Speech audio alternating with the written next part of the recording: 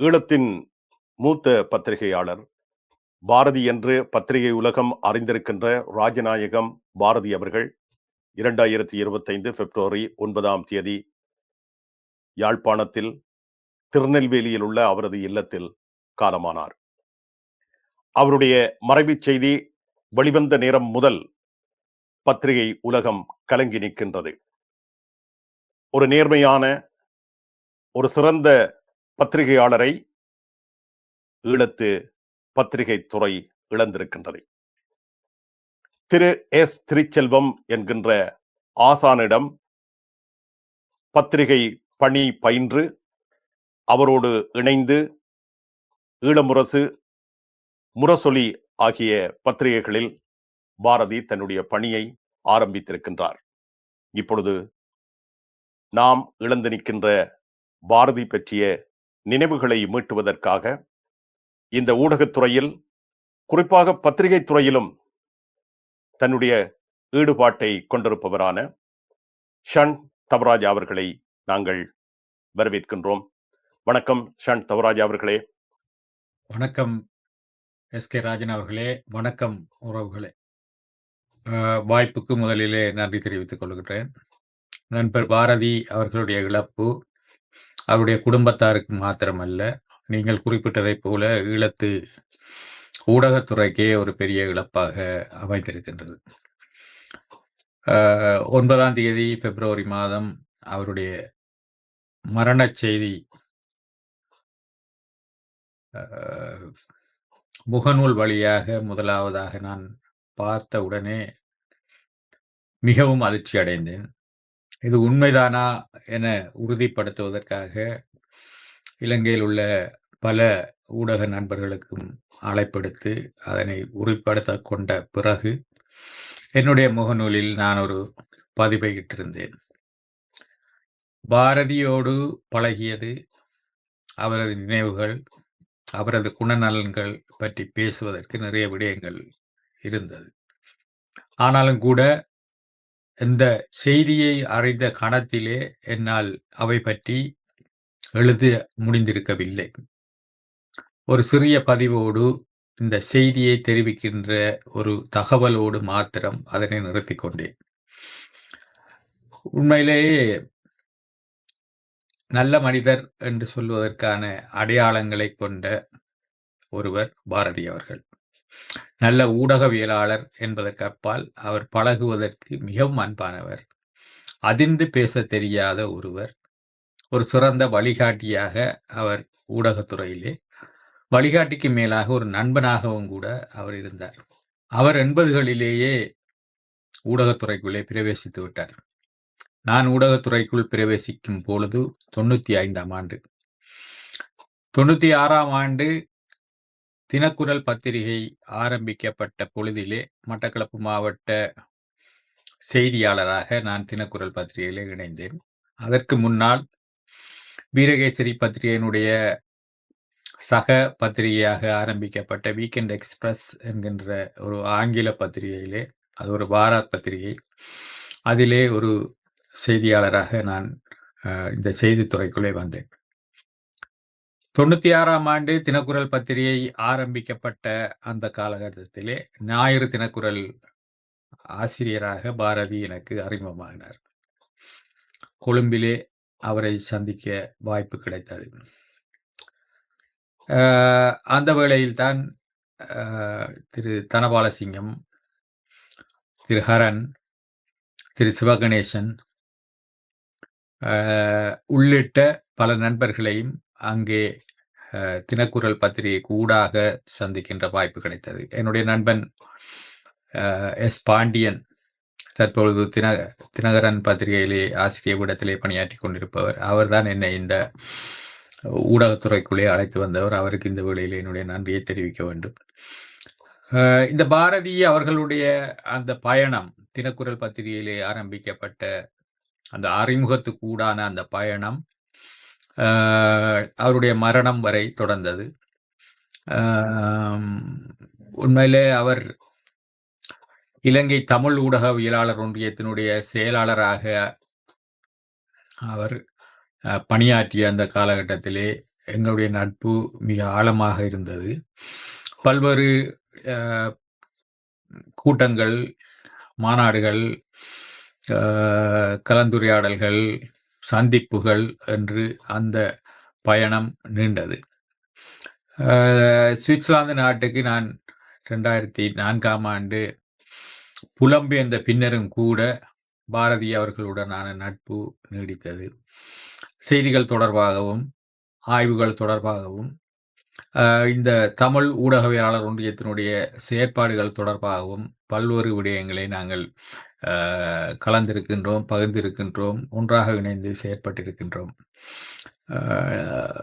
அது மாத்திரமல்ல, இந்த ஜெனீவா மனித உரிமை சபைக்கு தினக்குரல் சார்பில் பாரதி அவர்களும், வீரகேசரி சார்பில் இப்பொழுது பிரதம ஆசிரியராக இருக்கின்ற ஸ்ரீகஜன் அவர்களும் வருகை தருகின்ற வேளையில் எல்லாம் நாங்கள் சந்தித்து கலந்துரையாடி மகிழ்ந்த அந்த காலங்கள் இப்பொழுதும் மனதிலே நிற்கின்றது. ஏதாவது செய்தி தொடர்பான தேவை என்றால் அவரோடு தொடர்பு கொண்டு கேட்டால் அவரால் அதற்குரிய ஏற்பாடுகளை செய்து தொடர்புகளை ஏற்படுத்தி அந்த பணியை முடிக்கின்ற ஒரு வல்லமை மிக்க ஒருவராக அவர் இருந்தார். உண்மையிலே அவர் ஒரு ஊடக ஆளுமை என்று கூறுவது மிகையான ஒரு வார்த்தை அல்ல என்பது என்னுடைய கருத்து. பாரதி பற்றி பத்திரிகை துறையோடு நாங்கள் ஈடுபடுத்தி எவ்வளவோ விடயங்கள் கூறக்கூடியதாக இருக்கின்றது. அவை இப்பொழுது தொடர்ச்சியாக முகநூல் வழியாக ஒவ்வொரு பத்திரிகையாளர்களும் அதனை பதிவிட்டு வருவதையும் அவதானிக்கக்கூடியதாக இருக்கின்றது. ஷன் தவராஜ் அவர்களை நீங்கள் கூறியது போல அவர்கள் ஜெனீவா பயணம் மேற்கொண்ட 2020ஆம் ஆண்டு மார்ச் மாதத்தில் தான் நான் முதல் முறையாக பாரதி அவர்களை நேரடியாக பாரிஸ் நகரத்திலே சந்திக்கின்றேன். அதற்கு முன்னர் ஒரு நீண்ட தொடர்பு தொலைபேசி வாயிலாக பேசுவதில் மட்டும்தான் தொடர்ந்து வந்தது. அந்த தொடர்பு நேர்முகமான சந்திப்பாக நடைபெறுகின்ற பொழுது நீங்கள் ஏற்கனவே கூறியது போல வீரகேசரி பத்திரிகையின் பிரதம ஆசிரியர் கஜன் அவர்களும் தினக்குரல் பத்திரிகையின் வாரமலர் ஆசிரியராக பணியாற்றி கொண்டிருந்த பாரதி அவர்களும் நேரடியாக வருகை தந்திருந்தார்கள்.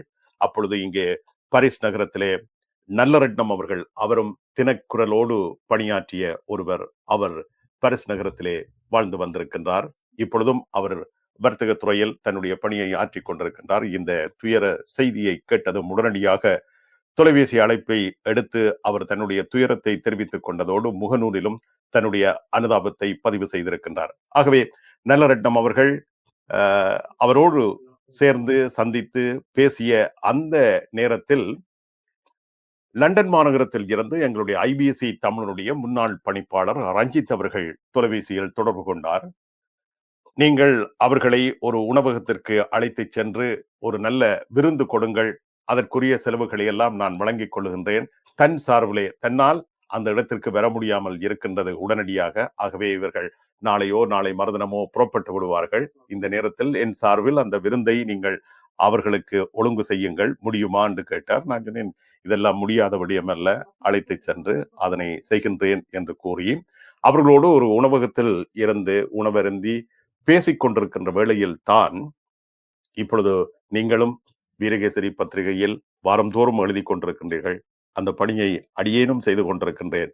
அந்த பணி என் மீது சுமத்தப்பட்டது என்றுதான் நான் சொல்லலாம். ஏனென்றால் நான் அவர்களிடம் விடுத்த கோரிக்கை, நீங்கள் இந்திய கலைகள் பற்றி பக்கம் பக்கமாக வரைகின்றீர்கள், ஈழத்து கலைஞர்களுக்கும் ஒரு ஆக குறைந்தது ஒரு அரை பக்கமாவது நீங்கள் ஒதுக்க வேண்டும் என்ற கோரிக்கையை அவர்கள் முன்னிலையில் தெரிவித்த பொழுது உடனடியாகவே சொன்னார்கள், அதை செயல்படுத்தலாம், பிரச்சனை இல்லை என்றதும் அடுத்த விடயம், அதனை நீங்களே செய்தால் என்ன என்ற கேள்வி என்னை நோக்கி வந்தது. அந்த கேள்வியை கேட்கும் பொழுது பாரதி அவர்களும் சொன்னார், நீங்கள் பொருத்தமானவர் என்பதால் நீங்களே அதை ஏற்று செய்யுங்கள் என்று கேட்டுக்கொண்டார். இங்கே ஏன் இந்த விடயத்தை கூறுகின்றேன் என்றால், அடியேன் எழுதி கொண்டிருக்கின்றேன் என்பதற்காக அல்ல, அவர்கள் எவ்வாறு ஒவ்வொருவரையும் தெரிவு செய்கின்றார்கள் என்பதுதான். ஒவ்வொரு பக்கத்திலேயும் என்னென்ன விடயங்கள் வர வேண்டும், அந்த பக்கங்களை எவர் அலங்கரிக்க வேண்டும் என்பதை எவ்வாறு தெரிவு செய்கின்றார்கள் என்பதை அன்றைய தினம் அவர்களோடு பேசுகின்ற பொழுது உணர்ந்து கொள்ளக்கூடியதாக இருந்தது. அத்தோடு இன்னும் ஒரு விடயம், பாரதி அவருடைய மறைவை அறிந்ததும் கோவிலூர் செல்வராஜனும் நானும் சேர்ந்து இன்னொரு துயர இடத்திற்கு சென்று கொண்டிருக்கின்றோம். அப்பொழுதுதான் தொலைபேசி வழியாக நீங்கள் பார்த்தது போல முகநூலில் இந்த செய்தி வந்து விழுந்தது. அதனை பார்த்ததும் நான் உடனடியாகவே கஜன் அவர்களுக்குத்தான் தொலைபேசி அழைப்பை மேற்கொண்டு அதை உறுதிப்படுத்திக் கொள்ளக்கூடியதாக இருந்தது. அதனை அடுத்து கனடாவில் தமிழர் தகவல் திரு எஸ் திருச்செல்வம் அவர்களுக்கு அழைப்பை மேற்கொண்ட பொழுது அவர் என்னுடைய இன்னொரு மகனையும் நான் இழந்து விட்டேன் என்று அவருடைய குரல் தளதளத்து விட்டது. அழுது கொண்டே அதனை கூறினார். ஏனென்றால் அந்த அளவுக்கு இவர்களை அவர் நேசித்திருக்கின்றார், அவர் இவர்களை நேசித்திருக்கின்றார் என்பதை புரிந்து கொள்ளக்கூடியதாக இருந்தது. அந்த பத்திரிகை துறையோடு எவ்வளவு ஈடுபாடு கொண்டு அவர் உழைத்தார் என்பதை ஷன் நீங்கள் முற்றுமுழுதாக அறிந்திருக்கின்றீர்கள். அவருடைய உடல் அவயம் கூட பாதிக்கப்பட்டிருக்கின்றது. அது எதனால் நடைபெற்றது எல்லாம் உங்களுக்கு தெரிந்த விடயம் என்று நான் நினைக்கின்றேன். இதிலே பத்திரிகை துறை சார்ந்து பல்வேறு விடயங்கள் நீங்கள் கலந்துரையாடி இருக்கின்றீர்கள். அதிலே முக்கியமாக ஈழத்து பத்திரிகை துறையை ஒரு சரியான பாதையில் நிலைநிறுத்த வேண்டும், அதனை சரியான பாதையில் கொண்டு செல்ல வேண்டும் என்பதில் பாரதி அவர்கள் மிக தீவிரமான கவனம் செலுத்தி வந்தார் என்பதை நீங்கள் வெவ்வேறு சந்தர்ப்பங்களில் பேசியிருக்கின்றீர்கள். இப்பொழுது அதை பற்றி கூறுவது பொருத்தமாக இருக்கும் என்று நம்புகின்றேன். பத்திரிகை துறையிலே 2 விதமானவர்கள் இருக்கின்றார்கள். ஜாம்பவான்கள் என்று வர்ணிக்கப்படுகின்ற முன்னோடிகள், இளையோர்களை தட்டி கொடுத்து அவர்களை மேலே கொண்டு வர வேண்டும் என்று விரும்புகிறவர்கள் வெகு சொற்பமானவர்கள். புதிதாக வருபவர்களை தட்டி அடக்கி வைத்து விட வேண்டும், அவர்களுடைய திறமைகள் வெளிப்படுத்தப்பட்டு விடக்கூடாது என்பதிலே கரிசனை கொண்டு செயல்படுகின்றவர்களும் இருக்கின்றார்கள். இந்த அனுபவம் என்னைப் போல உங்களுக்கும் இந்த ஊடகத்துறையிலே பிரவேசித்திருக்கின்ற பல பேருக்கும் இருக்கும். இப்பொழுதும் கூட இந்த முகநூலிலே வேற சமூக ஊடகங்களிலே தாங்கள் ஊடகத்துறையிலே தங்களுக்கு மேலே இருந்தவர்களால் எவ்வாறு நடத்தப்பட்டோம், கேவலப்படுத்தப்பட்டோம் என்று எழுதுகின்ற அந்த தகவல் பரிமாற்றங்களை இப்பொழுதும் கூட பார்க்கக்கூடியதாக இருந்தது. பாரதி தொடர்பான இந்த நினைவு பகிர்வுகளில் கூட இது போன்ற செய்திகளை பார்க்கக்கூடியதாக இருந்தது. ஆனால் பாரதியில் உள்ள சிறப்பம்சம் என்னவென்றால், அவர் பேசுவதே மிகவும் ஒரு அமைதியான ஒரு குரலிலே, மிகவும் மெல்லிய ஒரு குரலிலே தான் அவர் பேசுவார். என்னை போன்றவர்கள், எனக்கும் அவருக்கும் சம வயது என்றாலும் கூட, எப்படி அப்பன் இருக்கிறீர்கள் என்று அந்த வாஞ்சையோடு தான் அவர் அழைப்பார். எந்த ஒரு விஷயமாக இருந்தால், நான் தினக்குரல் ஞாயிறு தினக்குரலிலே கிழக்கு திசையில் என்ற ஒரு பத்தியை நான் எழுதி கொண்டிருந்தேன், பூமிபுத்திரன் என்ற பெயரிலே. தொடர்ச்சியாக அந்த பத்தி வந்து கொண்டிருந்தது. அந்த பத்தியிலே உண்மையிலே அப்போது நான் எழுத ஆரம்பித்த காலத்திலே இந்த ஊடகத்துறை சார்ந்தோ அல்லது இந்த கட்டுரைகள் எழுதுவது தொடர்பாகவோ ஒரு வல்லமை மிக்க ஒருவராக நான் இருக்கவில்லை என்பது இப்பொழுதும் அந்த கட்டுரைகளை நான் திரும்பி பார்க்கின்ற பொழுது எனக்கு புரிகின்றது. ஆனாலும் கூட பாரதி அவர்கள் ஒவ்வொரு வாரமும் இந்த கட்டுரையை நான் அனுப்பி வைத்த பிறகு அது தொடர்பாக விவாதித்து, அது தொடர்பாக பேசி, இதை எப்படி மேம்படுத்தலாம், இன்னும் சிறப்பாக எவ்வாறு செய்யலாம், ஒரு செய்தி ஆய்வு மாதிரி இது இல்லாமல் ஒரு கட்டுரை பாணியிலே இதை கொண்டு வர வேண்டும் என்று பல்வேறு ஆலோசனைகளை அவர் வழங்கியிருக்கிறார். இந்த கட்டுரை மாத்திரமல்ல, பல்வேறு நிகழ்ச்சிகள் கிழக்கிலே நடக்கின்ற, குறிப்பாக மட்டக்களப்பிலே நடக்கின்ற பொதுவான கலாசார பண்பாடு சார்ந்த நிகழ்ச்சிகள் தொடர்பாகவும் கட்டுரைகளை எழுதுங்கள் என்று ஊக்குவிக்கின்ற ஒருவராக அவர் இருந்தார். இந்த தமிழ் ஊடகவியலாளர்களுக்கான உயிர் அச்சுறுத்தல் ஏற்பட்ட அந்த காலகட்டத்திலே இந்த தமிழ் ஊடகவியலாளர் ஒன்றியத்தை ஏற்பாடு செய்த பொழுது, அப்போது மிகுந்த அச்சநிலை ஒன்று ஊடகவியலாளர் மத்தியிலே இருந்தது. என்றாலும் கூட அவர் துணிந்து இந்த ஊடகவியலாளர் ஒன்றியத்தின் செயலாளர் பொறுப்பை எடுத்து நீண்ட நாட்கள் அந்த பொறுப்பிலே அவர் இருந்து வந்தார் என்பதும், அந்த பொறுப்பிலே இருந்த காலகட்டத்திலே அவர் பல்வேறு முன்னோடி செயற்பாடுகளை செய்தார் என்பதையும், பல்வேறு ஊடகவியலாளர்களையும் அவர் ஊக்குவித்தார் என்பதையும், இப்பொழுது அவருடைய அ ஊடக செயற்பாடோடு இணைந்திருந்தவர்கள், அவரால் அ வளர்க்கப்பட்டவர்கள், தங்கள் கருத்துக்களாக கூறிக்கொண்டிருக்கின்றார்கள் என்பது பாரதி தொடர்பான ஒரு மதிப்பீடாக நான் கருதுகின்றேன். உண்மையிலே அவர் தனியே ஒரு ஊடகவியலாளராக அல்லது ஊடக பயிற்றுவிப்பாளராக மாத்திரம் அவர் இருக்கவில்லை. அவர் ஒரு செயற்பாட்டாளராக இருந்தார். ஊடக செயற்பாட்டாளராக. அதேபோன்று ஒரு வளவாளராக அவர் இருந்தார். பல்வேறு கருத்தரங்குகளிலே அவர் ஆற்றிய உரைகள், ஊடகம் தொடர்பாக, ஊடக பயிற்சி, கற்கநெறி தொடர்பாக அவர் ஆற்றிய உரைகள் உண்மையிலே பாராட்டத்தக்க வகையிலே அமைந்திருந்ததை நான் பார்த்திருக்கின்றேன். ஒருவர் இந்த ஊடகத்தை நேசிக்கின்றார். அவ்வாறு ஊடகத்தை நேசிக்கின்ற ஒருவர் எவ்வாறு இருக்க வேண்டும் என்பதற்கு ஒரு முன்னோடியாக பாரதி அவர்களை குறிப்பிடலாம் என்று நான் நினைக்கின்றேன். என்றால் அவர் தினக்குரலிலிருந்து தன்னுடைய சொந்த விருப்பின் பேரிலே ஓய்வு பெற்றுக்கொண்டு வந்தாலும் கூட அவரால் தொடர்ந்து இந்த ஊடக துறையிலிருந்து விலகி இருக்க முடியவில்லை. ஏற்கனவே அவர் தினக்குரலில் இருக்கும் பொழுதே அவர் வெவ்வேறு ஊடகங்களுக்கு செய்திகளை, கட்டுரைகளை வழங்கிக் கொண்டிருந்தார் என்பது எனக்கும் தெரியும். நானும் அது தொடர்பான அந்த செயற்பாடுகளில் ஈடுபட்டிருந்திருக்கின்றேன். தொடர்ச்சியாக அவர் எழுதிக் கொண்டிருந்தார். தொடர்ச்சியாக அவர் சிந்தித்துக் கொண்டிருந்தார். தொடர்ச்சியாக செயற்பட்டுக் கொண்டிருந்தார். இப்பொழுது அவர் இயற்கையை இருக்கின்றார். உண்மையிலே அவர் சிந்திப்பதை நிறுத்திவிட்டார். எழுதுவதை நிறுத்திவிட்டார்.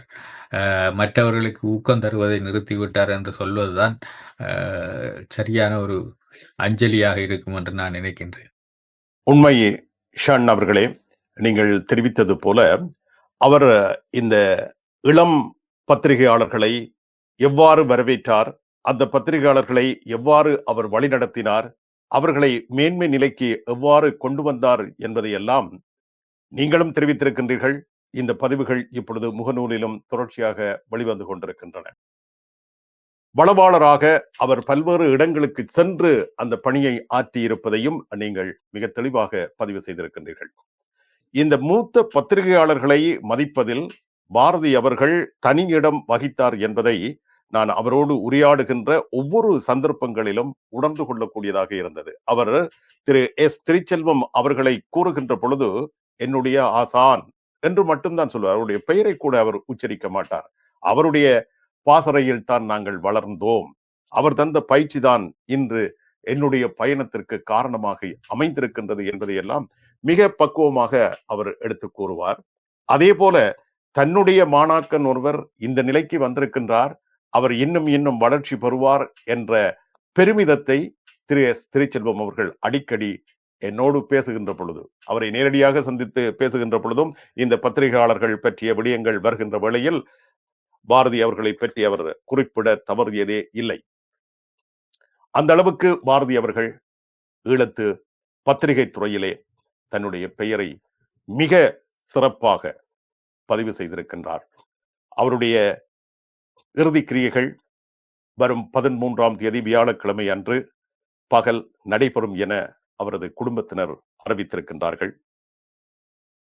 அவரை பற்றிய நினைவுகள் இன்று மட்டுமல்ல, என்றென்றும் நாங்கள் மீட்டுவோம். அவரை பற்றி பேசுவதற்கு இன்னும் நிறைய விடயங்கள் வந்து கொண்டே இருக்கும் என்பதை நாங்கள் தெரிந்து கொள்ளக்கூடியதாக இருக்கின்றது.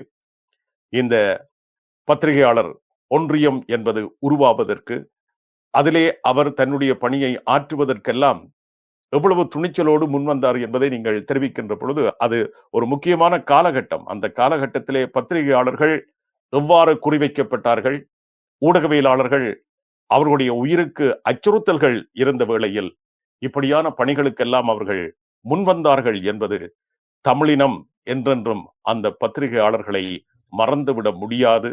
அவர்கள் வெளியிட்ட விடயங்கள் தான் உலகெங்கும் இன்றும் அவை பதிவாகி இருக்கின்றன என்பதை இந்த சந்தர்ப்பத்திலே தெரிவித்துக் கொள்ள எமக்கும் கடமை இருக்கின்றது என்று நினைக்கின்றேன். ஷான் தவராஜா அவர்களே.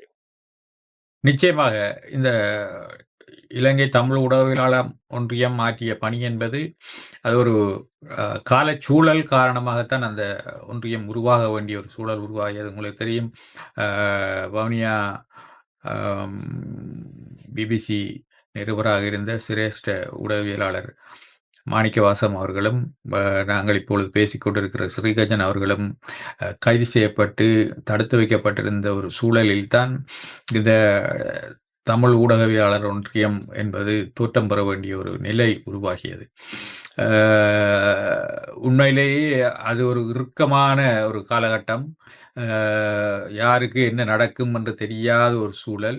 அதிலும் ஊடகவியலாளர்கள் தலைமறைவாக இருந்து கொண்டு வேலை செய்கிற அந்த காலகட்டத்திலே தங்களை இனங்காட்டி தாங்கள் இன்னார், நாங்கள் தான் இந்த இதுக்கு பொறுப்பாக இருக்கிறோம் என்று சொல்லி முன்வந்து அந்த வேலை திட்டத்தை செய்கின்ற ஒரு சூழல் என்பது அன்று இருக்கவில்லை. ஆனாலும் கூட ஒரு சில நண்பர்கள் துணிந்து அந்த வேலை திட்டத்தை முன்னெடுத்தார்கள். ஒரு வகையிலே அதற்கு ஒரு வெகுஜன ஆதரவும் இருந்தது என்றுதான் சொல்ல வேண்டும். ஏனென்றால் நான் அடிக்கடி பதிவு செய்திருக்கின்றேன் என்றால், ஒரு காலகட்டம் என்பது ஊடகவியலாளர்கள் கதாநாயகர்களாக மக்கள் மத்தியிலே, குறிப்பாக தமிழ் மக்கள் மத்தியிலே உலாவிய அந்த காலகட்டம்.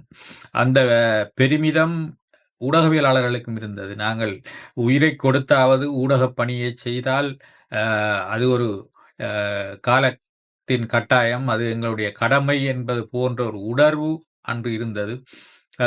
உளவில எழுவோம் என்பதைப் போல அன்று பல ஊடகவியலாளர்கள் இலக்கு வைக்கப்பட்டாலும், கொல்லப்பட்டாலும், காணாமல் போகப்பட்டாலும், அல்லது கைது செய்யப்பட்டு, கடத்தப்பட்டு, சித்திரவதை செய்யப்பட்டாலும் கூட அவர்கள் தொடர்ந்து புதியவர்களின் வருகையும் இருந்தது. ஏற்கனவே இருந்த பழையவர்களும் கூட தங்களுடைய அந்த ஒரு திடசிற்பத்தோடு அவர்கள் தொடர்ந்து பணியாற்ற வேண்டும், இது எங்களுடைய கடமை என்பது போன்று அவர்கள் செயற்பட்டு கொண்டிருந்தார்கள். அந்த சூழ்நிலையிலே பாரதி அவர்கள் போன்றவர்கள் முன்வந்து கொழும்பிலே இருந்து கொண்டு, அதுவும் தெரியும், கொழும்பிலும் கூட எத்தனையோ ஊடகவியலாளர்கள், நாடாளுமன்ற உறுப்பினர்கள் கூட கொல்லப்பட்ட அந்த சூழலிலே அதற்குள் இருந்து கொண்டு அவர்கள் முன்வந்து இந்த பணிகளை செய்யக்கூடியதாக இருந்தது. இன்னொரு விடயம் என்னவென்றால், அதில் குறிப்பிட்டே ஆக வேண்டும், ஊடகங்கள் தொழிற்சங்க நடவடிக்கைகளை விரும்புவதில்லை. ஊடக நிறுவனங்கள், நிர்வாகம் தொழிற்சங்க நடவடிக்கைகளை விரும்புவதில்லை. ஆனால் அன்றைய காலகட்டத்திலே இந்த தமிழ் ஊடகவியலாளர் ஒன்றியம் தோற்றம் பெற்ற பொழுது, ஊடக நிறுவனங்களால் கூட அதனை தடுக்க முடியாமல் போய்விட்டது, அல்லது அவர்கள் தடுக்க விரும்பாமல் இருந்ததற்கு காரணம் என்னவென்றால், ஊடகவியலாளர்கள் இலக்கு வைக்கப்படுகின்றார்கள் என்பதை ஊடக நிர்வாகங்களே ஒத்துக்கொள்கின்ற ஒரு சூழல் இருந்தது. அத்தகைய ஒரு இறுக்கமான அந்த சூழ்நிலையிலே பாரதி போன்றவர்கள் முன்வந்து வந்தோம் போனோம் என்று இல்லாமல் உண்மையிலேயே இதய சுத்தியோடு அவர்கள் பணியாற்றினார்கள். எத்தனையோ வேலைகளை செய்தார்கள். எல்லாவற்றையும் நாங்கள் வெளியே பேசிவிட முடியாது. ஆனாலும் கூட நினைவு கூறப்பட வேண்டிய பல்வேறு விடயங்களை பாரதி போன்றவர்கள் செய்தார்கள். உண்மையிலேயே அது மதிக்கப்பட வேண்டியது, அது பதியப்பட வேண்டியதும் கூட. வரலாற்றிலே அது பதியப்பட வேண்டிய செய்திகளாகவும் கூட இருக்கின்றது. இந்த வேளையிலே ஒரு செய்தியை நான் கூற விரும்புகின்றேன். நான் இங்கே சுவிட்சர்லாந்து நாட்டிலே சிவராம் நினைவு மன்றம் என்ற ஒரு அமைப்பை வைத்திருக்கின்றோம். எங்கள் சார்பிலும் கூட பாரதி அவர்களுக்கு இந்த இறுதி நிகழ்விலே கலந்து கொள்வதற்காக நண்பர்களை ஏற்பாடு செய்திருக்கின்றேன். அவர்கள் அங்கே சென்று கலந்து கொள்வார்கள் என்று நான் நினைக்கின்றேன். இந்த இறுதி நிகழ்விலே நாங்கள் யாருமே மறந்துவிட முடியாத எங்கள் தேசத்தினுடைய போர்க்காலம். அந்த போர்க்காலத்தில் ஊடகப் பணியாற்றியவர்கள், நீங்கள் சற்று முன்னர் கூறியது போல, உயிர் அச்சுறுத்தலுடனேயே எந்த நேரத்திலும் அவர்கள் கொல்லப்படலாம் என்பது அவர்களுக்கே தெரிந்த விடயம். அந்த உயிர் அச்சுறுத்தலுக்கு மத்தியில் ஊடகப் பணியாற்றிய ஊடகவியலாளர்களை தமிழினம் என்றுமே மறந்துவிடப் போவதில்லை. அந்த வகையில் எங்கள் பாரதி அவர்களும் அந்த காலகட்டங்களில் தன்னுடைய பணியை மிக உன்னதமாக மேற்கொண்டிருக்கின்றார். இதிலே இந்த தினக்குரல் பத்திரிகையில் அவர் வாராந்த பத்திரிகைக்கு ஆசிரியர் பொறுப்பை ஏற்றதன் பின்னர் மிக காத்திரமான கட்டுரைகள், அதனுடைய உள்ளடக்கங்களை வாசிக்கின்ற பொழுதுதான் அதற்குள் என்ன இருக்கின்றது என்பதை நாங்கள் புரிந்து கொள்ளக்கூடியதாக இருக்கும். அதனை திரும்ப திரும்ப வாசிக்கக்கூடிய அளவுக்கு அந்த கட்டுரைகள் அமைந்திருந்தன. அப்படியான கட்டுரைகளை எல்லாம், அப்படியான கட்டுரையாளர்களை எல்லாம் தேடிய பெருமை பாரதி அவர்களுக்கு உண்டு. அந்த பெருமைகள் எல்லாம் பாரதியை காலம் காலமாக இந்த பத்திரிகை உலகம் நினைவு கூறுவதற்கு வழிவகுத்திருக்கின்றது. அவர் எம்மிடம் இருந்து பிரிந்த பொழுதிலும் அவரை நினைவுபடுத்துவதற்கு அவருடைய பணி காரணமாக அமைந்திருக்கின்றது. என்றென்றும் அவரை நினைவில் வைத்திருப்போம். பொதுவாக பாரதியை பற்றி ஒரு வரியிலே கூறுவதாக இருந்தார், அவர் மிகவும் அன்பானவர், அமைதியானவர், பழகுவதற்கு மிகவும் இனிமையானவர்.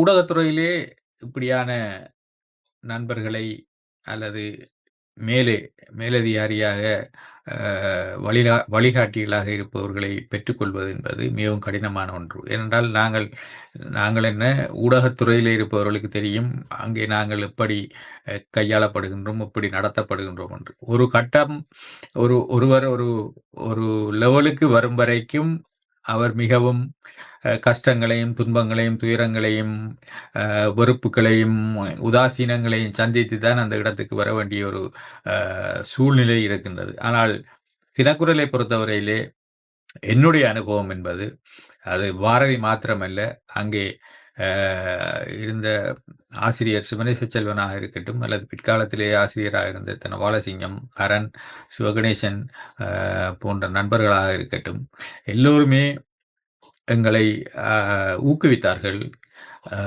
ஆதரித்தார்கள். அது தினக்குரலுக்கு என்ற ஒரு தனித்துவம் இருந்தது என்பதையும் ஒத்துக்கொண்டே ஆக வேண்டும். ஏனென்றால் தினக்குரல் என்பது ஒரு வேறு விதமான ஒரு பத்திரிகையாக, அது ஒரு வேறு விதமான ஒரு சூழலாக இருந்தது. அதற்கு பாரதி மிகவும் பொருத்தமானவராக இருந்தார். அவர் அதை பயன்படுத்தி கொண்டார். அதற்கூடாக தானும் உயர்ந்தார், மற்றவர்களையும் உயர்த்தினார் என்பதை இந்த வேளையிலே பதிவு செய்ய விரும்புகின்றேன். தானும் உயர்ந்தார், மற்றவர்களையும் உயர்த்தினார். ஷண் எங்களுடைய தமிழ் காணொளி காட்சியை தினம்தோறும் பார்ப்பார்.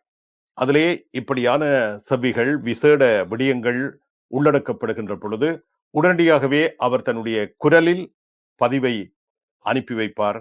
பார்த்தேன், நன்றாக இருந்தது, தொடருங்கள், வாழ்த்துக்கள் என்று அவர் தெரிவிப்பார். ஜனவரி மாதம் 21ஆம் தேதிக்கு பின்னர் அந்த உற்சாகம் எமக்கு கிடைக்கவில்லை. ஆயினும் அவர் தமிழ் ஊடகத்திற்கும் ITBC வானொலிக்கும் எப்பொழுதுமே ஒரு சிறந்த ஆலோசகராக எம்மோடு சேர்ந்து பயணித்தார் என்பதையும் இந்த சந்தர்ப்பத்திலே நாம் தெரிவித்துக் கொள்ள கடமைப்பட்டிருக்கின்றோம். அன்னாருக்கு எமது ஆழ்ந்த துயர் அஞ்சலியை தெரிவித்துக் கொள்கின்றோம்.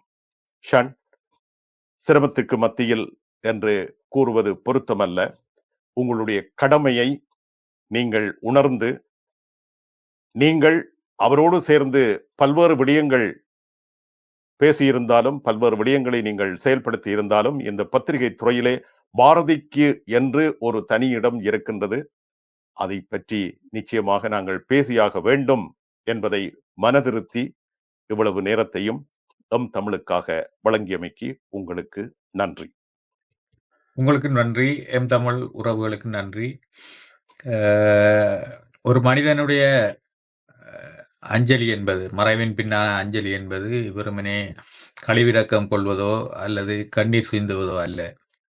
உண்மையிலேயே அவர் ஏதாவது ஒரு லட்சியத்தை, கொள்கையை வைத்திருந்தார் என்றால், அந்த கொள்கையை மேற்கொண்டு நாங்கள் அல்லது பின்வருகின்ற சந்ததி தொடர்ந்து செல்வதுதான் உண்மையிலேயே அவர்களுக்கான சரியான அஞ்சலியாக இருக்கும். இந்த ஊடகத்துறையிலே புதியவர்கள் வருகின்றார்கள், ஏற்கனவே பழையவர்கள் இருக்கின்றார்கள். பழையன கழிதலும் புதியன புகுதலும் வலுவில என்ற சொலவடைக்கொப்ப இந்த வருகின்ற புதியவர்களை பழையவர்கள் வரவேற்று அவர்களை சரியான முறையிலே வழிநடத்த வேண்டும் என்பதற்கு பாரதி ஒருவர் முன்னோடியாக இருந்தார் என்பது என்னுடைய அனுபவத்திலே நான் தெரிந்து கொண்ட விடயம். இப்பொழுதும் கூட இந்த இடங்களிலே பொறுப்புகளிலே இருக்கின்ற ஊடகத்துறையிலே இருக்கின்றவர்கள் பாரதியை முன்னுதாரணமாக கொண்டு இனி வருகின்ற சந்ததிகளை அவர்கள் வளர்த்தெடுக்க வேண்டும், வழிகாட்டியாக விளங்க வேண்டும் என்று இந்த வேளையிலே கேட்டுக்கொள்கின்றேன். என்றால் அது நாங்கள் பாரதி போன்றவர்களுக்கு செய்கின்ற உண்மையான அஞ்சலியாக இருக்கும் என்பது என்னுடைய கருத்து.